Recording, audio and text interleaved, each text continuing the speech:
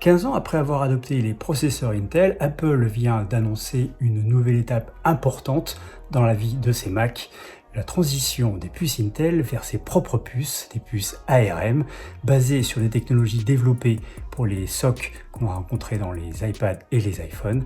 On vous explique cette grande transition, cette grande transhumance en 3 questions. Première question, évidemment, celle de la puissance. Apple a rappelé l'historique de la progression de ces puces ARM.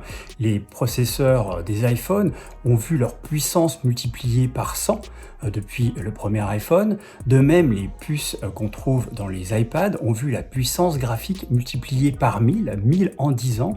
Donc Apple se sert de ces chiffres évidemment pour dire ne vous inquiétez pas, les Mac ARM seront puissants, auront ce qu'il faut dans le ventre pour satisfaire tous vos besoins. Mais au-delà de la puissance, Apple a évidemment joué une autre carte, celle des technologies qu'il a ajoutées au fil du temps à ses puces, en augmentant sa maîtrise du matériel. On pense notamment à la Secure Enclave qui permet de sécuriser et chiffrer le contenu des stockages. On pense aussi aux réseaux neuronaux qui ont été implantés dans les puces d'Apple et qui permettent notamment des calculs plus rapides pour des rendus photographiques ou pour l'application de la reconnaissance faciale sur certains éléments. Donc Apple, en plus de la puissance, dit clairement, nous avons des technologies dans notre giron, nous les avons développées, elles sont à nous, et vous allez voir, les Mac bientôt vont en bénéficier, donc non seulement ils seront puissants, mais en plus ils seront plus intelligents. Autrement dit, Apple fait d'énormes promesses pour ces Mac ARM. Deuxième question, évidemment, après la puissance, celle des applications, parce qu'une machine sans application n'est rien.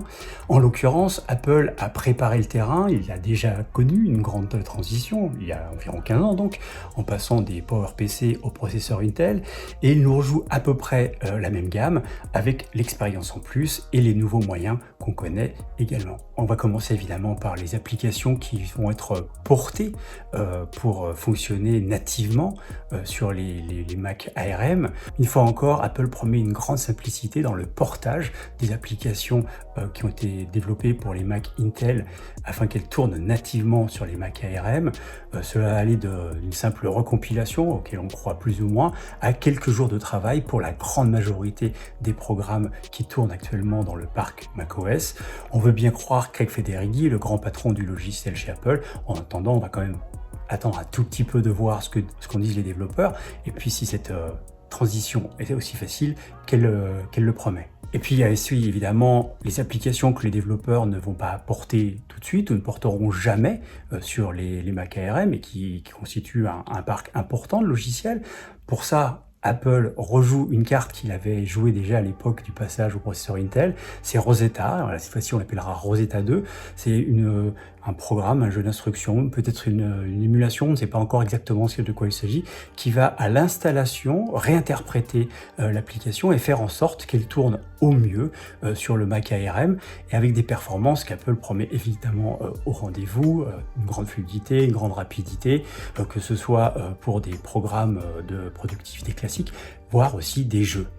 Et puis, il y a une nouvelle catégorie de programmes, d'applications que Apple nous promet pour ces Mac ARM, et ce n'est pas n'importe quoi, parce que ça ouvre la porte à un marché colossal d'applications. Il sera possible, sur les Mac ARM, de faire tourner sans encombre, sans problème, les applications iOS et iPadOS. Cela veut dire qu'on a donc plus d'1 million d'applications iPadOS qui vont arriver du jour au lendemain, comme ça, sur les Mac, et puis toutes les applications iOS qu'on connaît depuis des années qui pourront elles aussi tourner sur les Mac ARM quand ils arriveront.